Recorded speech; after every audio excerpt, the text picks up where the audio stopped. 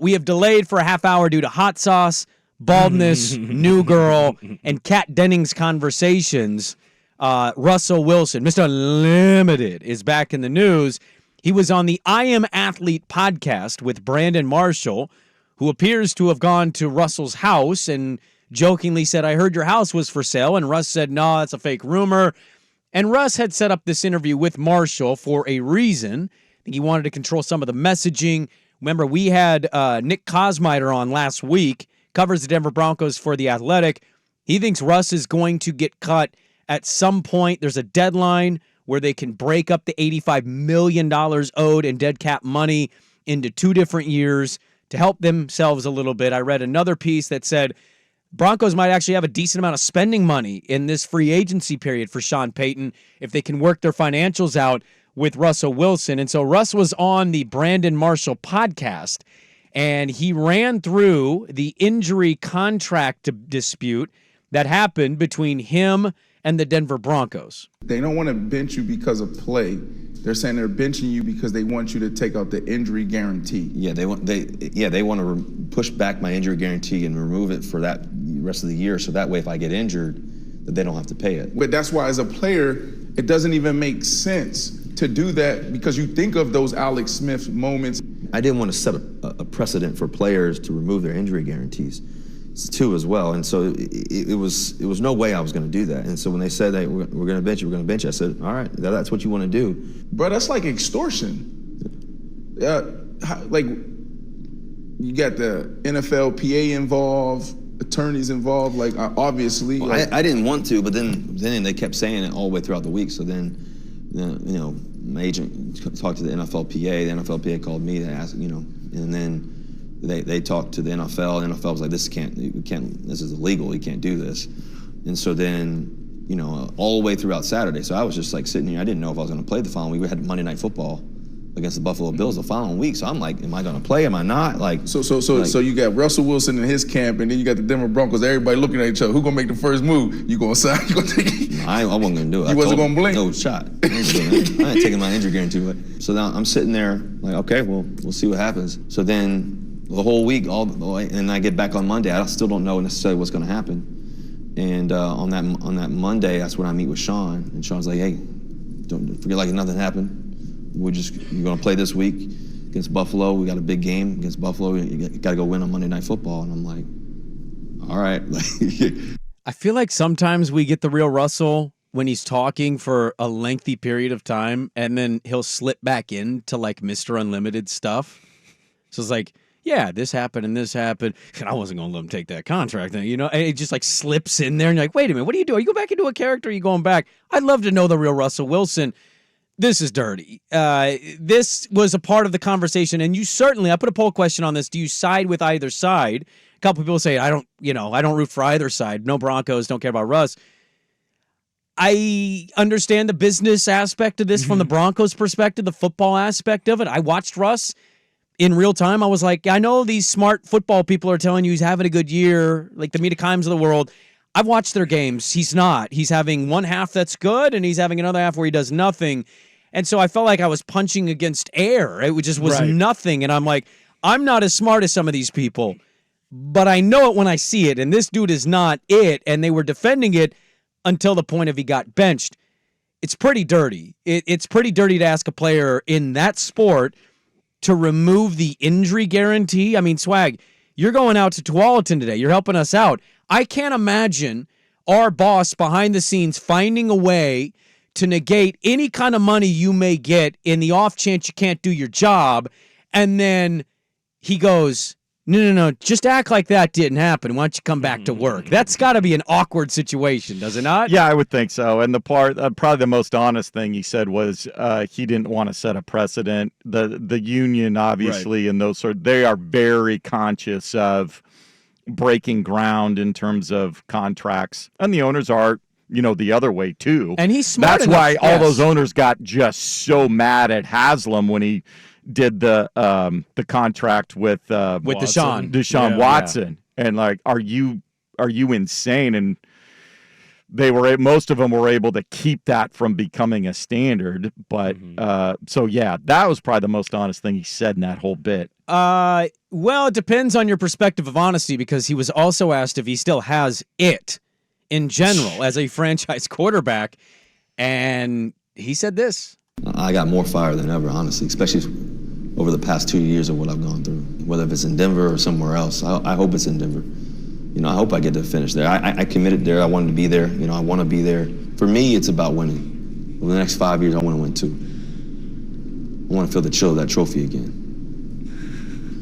I love the city and everything else, but you also want to be a place that wants you too. So the thing that I want to do is win. Man. That's all I care about. You don't want to be in Denver. He doesn't want to be in Denver. You don't think he wants to be in Denver? No, he doesn't want to be in Denver because Sean Payton doesn't want him in Denver. The minute that Sean Payton got hired, he didn't like Russ. And I'm not saying that he didn't like him as a person. He didn't like the way that he was playing football, and he thought he was over the hill, right? It's been very clear. The minute that Payton got in there, we are not going to let Russ have his own office. We are not going to let his individual quarterback coach be in our meetings. They weren't going to let him be Tom Brady with Alex Guerrero. It was going to be like, yo, you're not Tom Brady. Yes. You're going to fall in line like everybody else. That's why they asked him to get rid of the injury contract, right? They know that they were going to move on from him. And here's the thing. He knew they were going to move on from him. Yes, is that a dirty move? 100%. But you're not going to do that move if you know you're not going to get rid of him because you know you signed him to a bad contract. And he knows because he is smart, and people don't give him enough credit for being really business savvy. Yes, it's annoying, the Mr. Unlimited, but I guarantee you it plays with the younger audience because he wouldn't be doing it if it didn't play with somebody, right?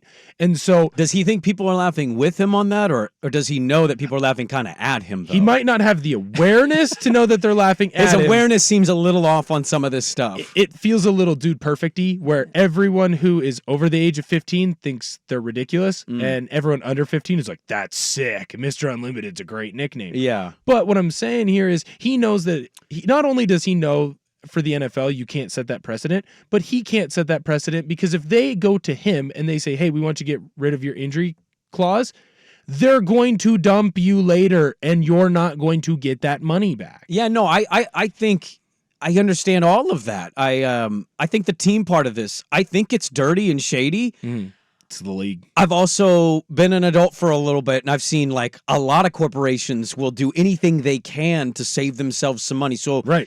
It's to me, it's a little unethical to broach that topic with a non-injured player.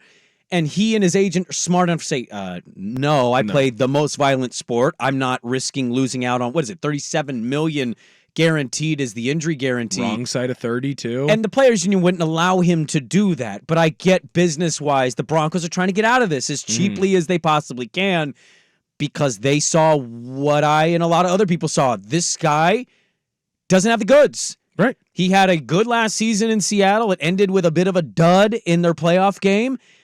Goes to Denver in a massive trade. Nathaniel Hackett's a disaster. He also is a disaster. They get Sean Payton. We think this might be different. He continues to be very mid. He's a very mid quarterback. He's not the worst. He's not in this conversation anymore. I ask you guys sincerely, is there a destination? If Russell Wilson goes to Pittsburgh, that's a team looking for a vet. If it's not Justin Fields, if it's not Kirk Cousins, if Pittsburgh says, we'll take him after he gets cut, can the Pittsburgh Steelers compete and win? Can they pull an upset? Do you still believe Russell Wilson can quarterback a team to get to at least a conference championship weekend? No, I don't believe that, but I do think that there are a couple teams like Pittsburgh, and I would throw Atlanta into this if they don't want to go and trade for Justin Fields. Somebody texted in the Raiders. The Raiders also may be looking for something new. I think those are 3 spots. I do think he will find a landing spot because I think someone will take a chance on him because there was a run there this year where he looked serviceable, right? If you look at the stats, he has good stats. If you look at the game and you actually watch, and there is something to be said about you do need to watch every game, especially with football because you truly can. Yeah. You understand where he's taking advantage of getting the ball out quick to different targets and guys making big runs after the catch, or he's just not making the big mistakes, right? So there are going to be places for him to land, but I don't think any of them instantly then turn into oh my goodness, they have a shot at winning their division or a conference championship. The only one to me where you can go, hey, they might be a playoff team and they might truly be a division champion would be Atlanta, and that's because he's surrounded by the two young running backs in Robinson and Algier, and he's got London and Pitts as his receiving targets. I'm doing something hot takey here, but I'm kind of serious about it. I think I'm taking Pitts out of this. I'm tired of hearing about Kyle Pitts. Fair. How amazing the dude has not done anything in the NFL, and they're like, this guy's better than Gronk. And I'm like, okay, let's see it. Haven't seen anything. And maybe that's an Arthur Smith problem. Maybe that's the system, right? Desmond Ridder problem. Absolutely. But I can't count that in he's got these weapons. Fair. Pitts might be Vernon Davis 2.0. Stud athlete, not a bad player, but not in this Kelsey Gronk, category. And that's totally fair. But I do think if he goes there, they can win the division, but it's not because of him being good. It's because the division is sucks. that bad, yeah. If he goes to Pittsburgh, Pittsburgh isn't winning the division because if Joe Burrow stays healthy, if Lamar Jackson stays healthy, if Deshaun Watson plays the same way that he did last year and that defense is as good as it was last year in Cleveland. And Chubb's coming back from his injury. They might be fourth. Yeah. Right? It's very possible. If you look at Vegas, you think that they're going to be better than Kansas City?